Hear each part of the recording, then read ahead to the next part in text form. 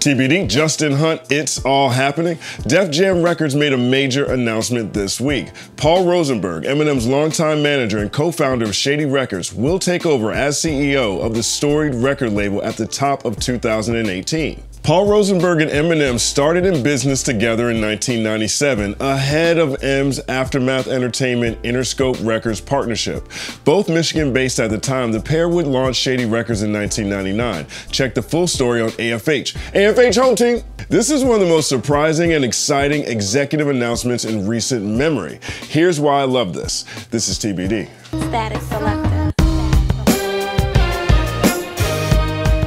The first time I remember hearing the name Paul Rosenberg was on the Slim Shady LP.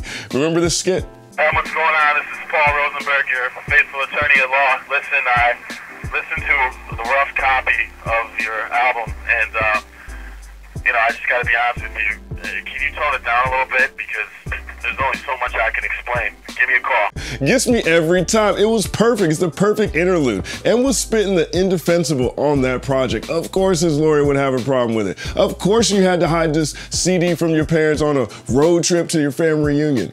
Just me? Okay. But either way, when you think about Shady Records and you say Shady Records is successful, that's about as much of an understatement as an understatement can be.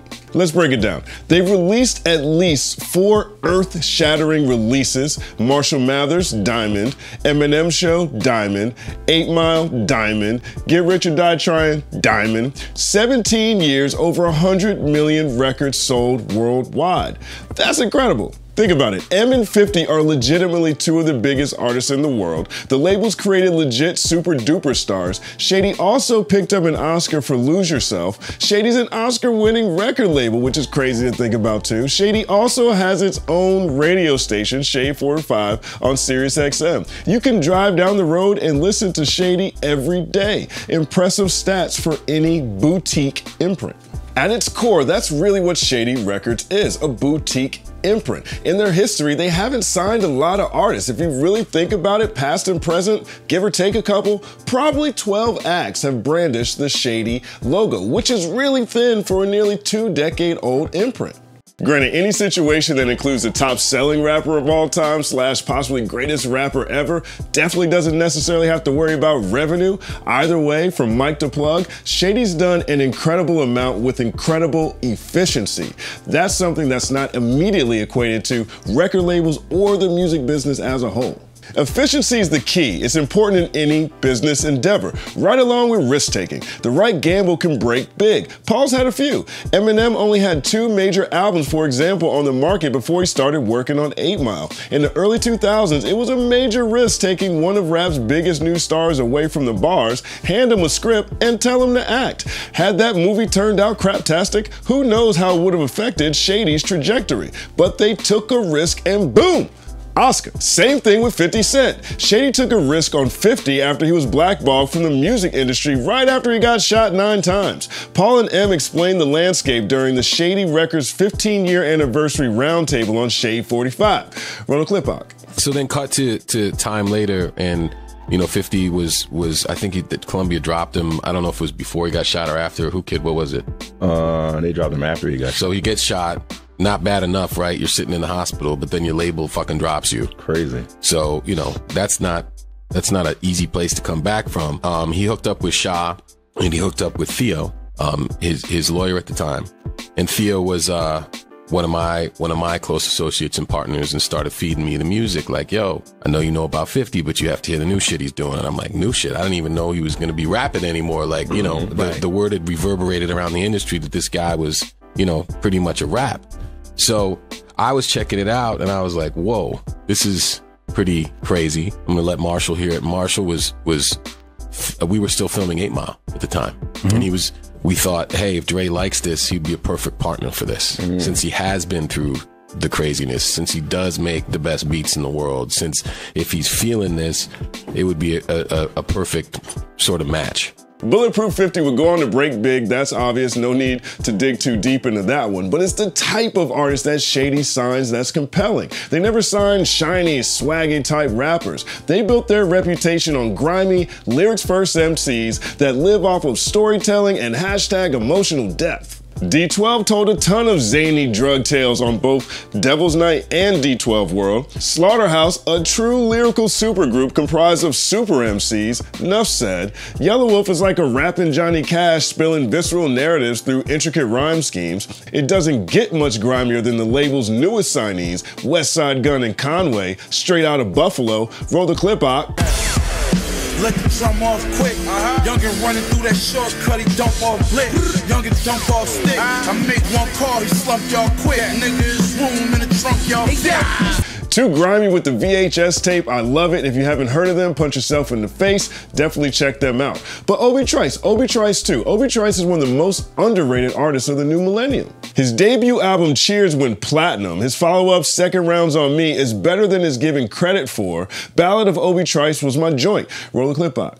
Or do it just speak through the EQ, just to say I got a hot sequel. When niggas on the block, got a E, got a cop when they caught by the cops. Young Tupacs, laid in the box, so they age in the cell blocks, fade away. Brick walls, steel gates, can't wait for the day to be free. That's why. Check it. I'm a huge fan of Obi Trice. He's definitely an unsung MC. Definitely going to do a piece on him in the future. But Shady Records' brand is constant. You know what they stand for. Lyrics first. They've been frugal about the artists they've signed while still consistently putting numbers on the board. Not everything hit. Bobby Creekwater, Cassius, Stat Quo come to mind. But what company bats 1,000 all the time? We know what the Shady Records brand stands for. We know what it means, and that's something I always equated to golden era Def Jam Records. Artists like DMX, J.O. Felony, Rockefeller was distributed through Def Jam at one point. Murder Inc. was distributed through Def Jam at one point. Vidi Vidi Vici Ja Rule, back when he was Ja Rule and it was fresh. Method Man, Redman, Public Enemy, Warren G. They always had a lineup of artists that you felt like would rip your face off in the cypher. You knew what Def Jam meant. Shady Records is probably the only label right now that you can take a video game like Def Jam Vendetta and put Shady Records Vendetta in its place because they have those type of artists. Sincerely, what other label has ever signed two people that got shot in the face? Shady Records has signed two people that got shot in the face. You know what this brand means. You know what it stands for. Check this clip from Joe Budden. He tackled this really well this week on Everyday Struggle. Paul is the perfect person to man that seat if I'm going by some of the old ideologies and some of the old things that Def Jam stood for, which is bars, rap. They're not hit chasing. Like, they don't spend 100% of the time hit chasing. They still have some integrity a little bit, and Paul has all the integrity in the world, and he has the ear to listen for that. So I do like that over there. Paul has all the integrity in the world. The point is this: everyone I've ever had a conversation with about Paul Rosenberg speaks of him incredibly highly. He's from the Dr. Dre, Jimmy Iovine, Defiant One's lineage. He's an artist-first manager who lets the artist be the artist and is great at finding personalities that can also tell great stories. He's a risk taker who runs an efficient ship to the tune of 100 million units sold worldwide. He's incredibly smart. If you can't tell, I'm incredibly excited about this announcement. Plus, the landscape feels poised for major label emphasis on real rap. The streaming era is the singles era, yes, but artists like Vince Staples, Logic, J. Cole, Kendrick, Joey Badass, Action Bronson, Danny Brown, these guys have found tremendous success with a lyrics first approach. If you think about it as well, on the outside, our political landscape is more polarized than ever, which always bleeds into the art. R&B is back in style. Hell, even TRL is coming back soon too. Things are looking more 90s than I can remember, and it reminds me how much lyrics matter. And now there's market validation to justify a more focused approach to that style of rap. Paul built a very distinctive brand with Shady Records. You know what they stand for, just like you knew what Def Jam stood for in the golden era. This makes sense. There are a few things that we're still waiting to see. Shady Records has never signed an R&B artist, for example, so we'll have to see how that plays out. Plus, major labels are massive companies and behemoths value bottom line over everything. The boutique label approach will have to expand. Fortunately, there isn't a history of Paul swimming outside of his depth. Sincerely, right now, if you really care about real rap, if that's what you rock with, then who's better as CEO of rap's most storied record label than Paul Rosenberg? I don't have the answer to these questions.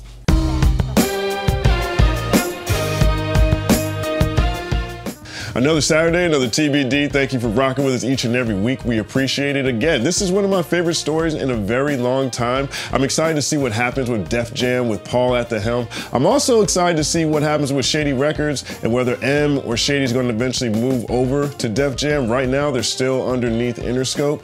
The people I talked to this week couldn't confirm it nor deny it, so we have to wait and see how this plays out. Everyone's under the UMG umbrella, so it doesn't seem like there's that big of a difference. We'll see what happens in the future, but let us know what you think about this story. And also let me know what your favorite Eminem album is and whether or not Obi Trice is underrated. I think he is. Am I wrong?